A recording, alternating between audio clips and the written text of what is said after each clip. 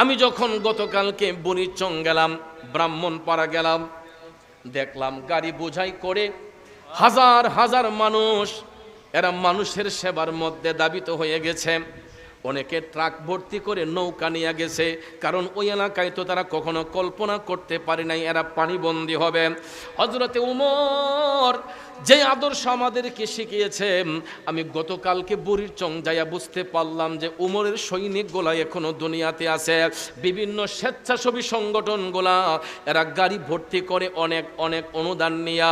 আমি দেখলাম নৌকা যুগে যেই বাড়িগুলা পানির নিচে চলে গেছে, হযরতে উমর যেই রকমভাবে রাষ্ট্রের সেবায় নিয়োজিত থাকতেন, এখন পর্যন্ত সেই উমরের সৈনিকগুলা আমি দেখলাম গতকালকে নৌকা দিয়ে কেউ পানির মধ্যে নাইমা এই যে পানিবন্দী মানুষগুলাকে উপকার করার জন্য অনেকের বাড়ি ঘরে যাইয়া তারা সহায়তা করছে। ভাইয়ারা